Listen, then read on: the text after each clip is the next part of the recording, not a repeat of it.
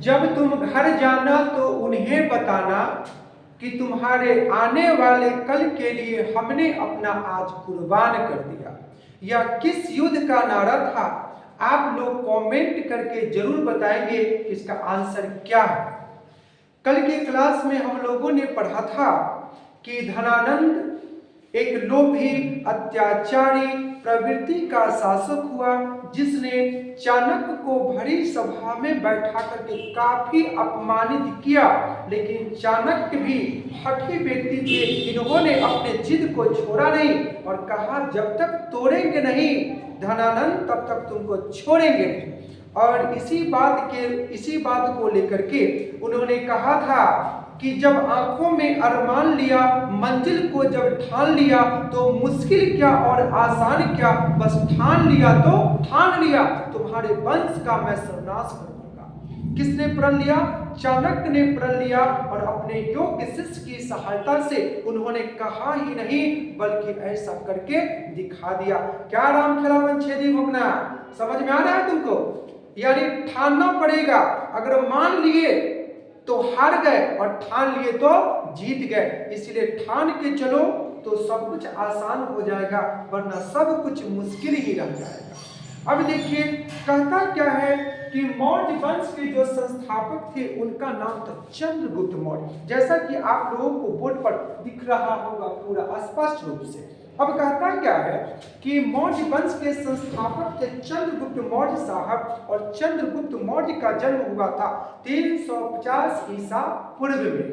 अब कहता है कि 350 ईसा पूर्व में जन्म लेने वाले व्यक्ति का नाम था चंद्रगुप्त मौर्य। लेकिन ये जब 25 वर्ष की आयु में चाणक्य की सहायता से मौर्य वंश की गद्दी पर बैठा, तो बैठने के बाद देखा क्या गया कि ब्रह्म साहित्य में इन्हें निम्न कुल का किसको?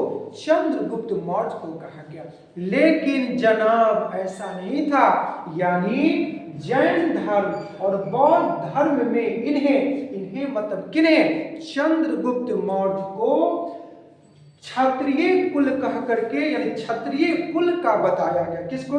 चंद्रगुप्त मौर्य को। अब देखिए चंद्रगुप्त मौर्य होनहार थे, बहुत तेज तरह। क्यों? क्योंकि चाणक्य का इन पर छत्र छाया था और चाणक्य ने इनको एक पौधा की तरह सींच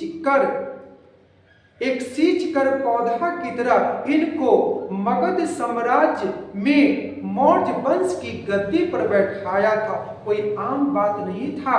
चाणक्य बड़े प्रचंड विद्वान हुआ करते थे। अब कहता क्या है कि चंद्रगुप्त मौर्य जब गद्दी पर बैठे ना, तब इनको पता चला जमीन अपना है, देश अपना है, और कोई विदेशी आकर के भारत की पृष्ठभूमि को कब्जा कर लिया है। इन्होंने सोचा ही नहीं बल्कि इसके अंजाम को कहा सेल्यूकस निकेटर को कि सुनो अब अंजाम भुगतने के लिए तैयार हो। क्यों? क्योंकि वो वक्त आ गया है जब तुमको हिंदुस्तान की पृष्ठभूमि को, धरती को छोड़ करके तुमको जाना पड़ेगा। कहां? यूनान में, जहां से आए हो वहां तुमको जाना पड़ेगा। इसी बात को लेकर के 305 ईसा पूर्व में दोनों के बीच क्या होती है? यानी लड़ाई होती है और सेल्यूकस निकेटर को लगता है कि नौजवान शासक हमें हरा देगा, परास्त कर देगा। काफी भयभीत हो गया, लेकिन वो भी चतुर था। बात समझ आ रही है विपिन मान? अरे विपिन समझ में लग? यानी बहुत चतुर था। चतुर क्या था? उसको जब लगा कि हम हार जाएंगे, मारे जाएंगे, तो उसने एक प्रोग्राम किया। प्रोग्राम क्या किया कि अपनी बेटी हेलेना को सजा कर धजा कर के लाया, रथ पर सवार करके। इतना न खूबसूरत थी कि दिखाई थे चंद्रगुप्त मौर्य साहब क्या कर दिए? ये अपना आपा खो दिए और देख करके कहे कि बाप रे इतना खूब सुंदर लड़की। देख कर इतना मनमुग्ध हो गए कि इनके मन के अंदर में उत्पन्न होने लगा कि कहीं सेल्यूकस निकेटर अपना बेटी का शादी हमसे न कराया तो बड़ी दिक्कत हो जाएगा।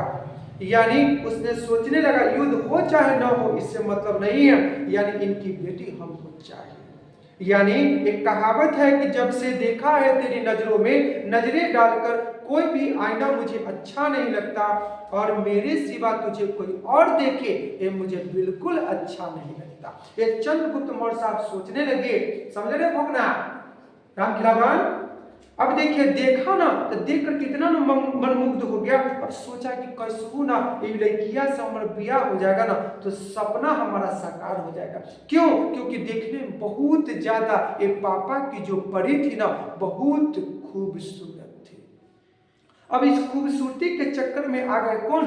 चंद्रगुप्त मौर्य साहब। और सेलुकस निकेटर ने क्या कर दिया, इनके साथ सुलह समझौता किया, और समझौता 305 बीसी में हुआ। और समझौता के तहत क्या हो गया, सेलुकस निकेटर की शादी चंद्रगुप्त मौर्य से हो गया। और चंद्रगुप्त मौर्य साहब शादी करके बहुत खुश हो गए। ऐसे इतिहासकार कहते हैं कि चंद्रगुप्त मौर्य की 3 शादियां हुई थी, लेकिन जिसमें सबसे खूबसूरत अगर कोई पत्नी थी जिसका नाम था। देखिए नारी और गाड़ी को कभी दिया नहीं जाता है, दोनों बहुत ही ज्यादा क्या है, सेंसिटिव है। सेंसिटिव मतलब क्या, मतलब उसको संभाल के रखने की चीज है। यानी थोड़ा सा इधर से उधर कीजिएगा तो पूरा का पूरा गड़बड़ हो जाएगा। यानी नारी और गाड़ी कभी देने की चीज नहीं है।